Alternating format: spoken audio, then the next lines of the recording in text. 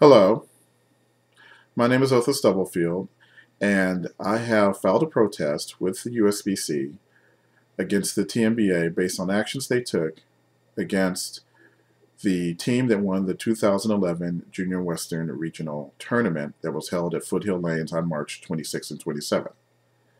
The action in question specifically involves the team event portion, which was bowled on Saturday, March 26.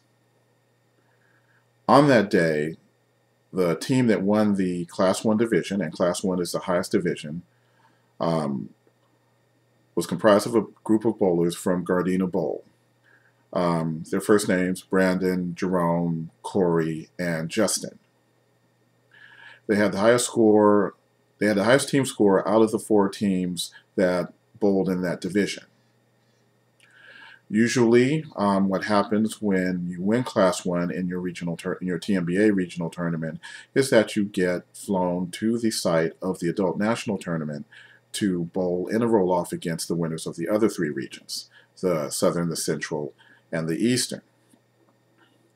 So, on that Saturday, everything was supposedly checked out. The league sheets were there verifying their averages. The tournament official from the National TNBA who represents the roll-off tournament called the Anthony J. Roberts Championship was there.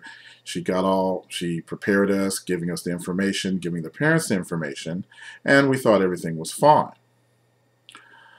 A week later, on April 1st, I received an email from the National TNBA Junior Program Director stating that a protest had been filed and that we should not make any travel plans. The email was vague. It did not specify what bowlers were being targeted or what specific teams, but on Sunday, one of the parents from the team that won forwarded me a letter sent by the TNBA National Director to the junior directors at Gardena Bowl, basically asking for the entire bowling history from the start of the season back in September all the way up to their average cutoff date, which was January 31st. And so basically she was asking for all the scores that the 4 bowlers had bowled from September 18th to February 5th, 2011. Gardena Bowl complied with this request and sent the information to the National TNBA Director. Then the following Friday, which was this past Friday, April 8th, I received an email that basically said, okay, here's what's happening to you. You're going to be re-rated, or 3 of the bowlers will be re-rated, and you have until April 18th to tell me what you're going to do about that. I mean, basically, and what you're going to do about that is basically, are you going to come or not? You know, if you don't like it, basically don't come was the message that we were getting. So, after looking at the evidence, which is basically no evidence, we've received no emails basically explaining why this action was taken, who filed the protest. I've written my own protest, basically, I guess maybe it should be appeal of this action taken, but basically, I'm filing my own protest to get this overturned. And I'm filing this with USBC since this was a USBC sanctioned event and therefore should follow certain rules. And with this protest, certain rules were not followed. Number one, and the most important rule is that any protest should be filed directly with the tournament director. And the tournament director steadfastly claims that he has not received any protest in writing, and he himself was surprised by this turn of events once he started getting some of the emails as well. So he has no idea who filed the protest or what the protest exactly entails or what the nature of the issue with averages was. The averages that were submitted on Gardena Bowl's, they submitted Gardena Bowl's league sheet, whatever, and I guess that was compared with the information that was received from, the additional information received from Gardena Bowl, but There is no indication what was done with that information or what impact it had on this decision.